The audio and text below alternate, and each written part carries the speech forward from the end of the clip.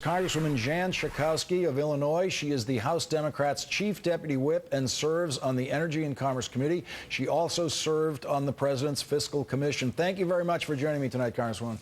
Thank you, Lawrence. Now, I want us both to do a translation of Eric Cantor for the audience. It sounds weird to them for him to say, we are not opposed to revenues, we are just opposed to tax increases. The way I'm reading it is, he's not opposed to increased tax revenue. He's just opposed to raising tax rates. Is that what you think you're hearing from Eric Cantor?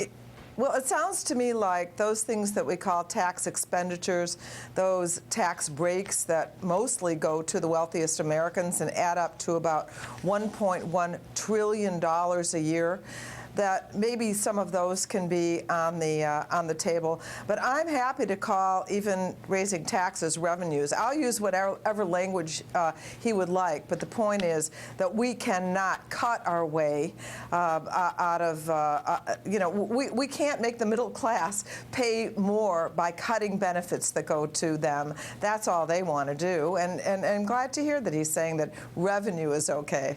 Now, and this isn't a revolutionary thinking for Republicans. Ronald Reagan did this. He raised taxes, both as governor and as president, at moments where it was clear we needed more revenue.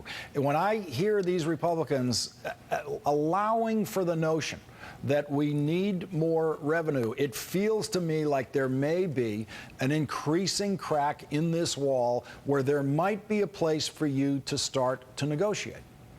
Well, I've introduced my bill, which you've talked about, the Fairness and Taxation Act. 81% of Americans think it would be the best thing to do in terms of reducing the debt, getting our house in order, to tax millionaires and billionaires. Their proposals all go against the grain of ordinary Americans. Maybe they're starting to read the polls, or maybe they're starting to hear it at their town hall meetings when they go home, that the choices that the Republicans have put on the table are totally unacceptable to Americans who have this gut sense that others are being bailed out, others are doing just fine, and the middle class is disappearing, and the American dream is going down the drain. I hope there is that crack in the wall, that finally they're doing something that I think would be much more consistent where Americans want them to go. I really hope that your bill can come to a vote in the Senate or the House, just to get recorded votes in both parties on this. Let's take a look at the tax brackets you would create. I've always found Democrats are way too timid when it comes to the top end of the tax bracket. It's stuck now at 35, and it was pushed up to 39 when President Clinton was there, and the rich people and the economy thrived with that rate. But you would go higher for the astronomically high incomes. You would go to a new bracket of 45 over $1 million, and then I think quite sensibly realizing that incomes skyrocket above that, a $10 million bracket would go up 1 point to 46. A $20 million bracket would be 47%, and for over $100 million, and we have incomes in this country over $100 million, that would have its own tax rate of 48%, and then a tax bracket for over $1 billion, which we do need in this country, of 49% for income over $1 billion. I don't know anyone out there who, if they could earn another $1 billion, would say, no, I don't want it if I can only have half of it, if I can only have 51% of the $1 billion.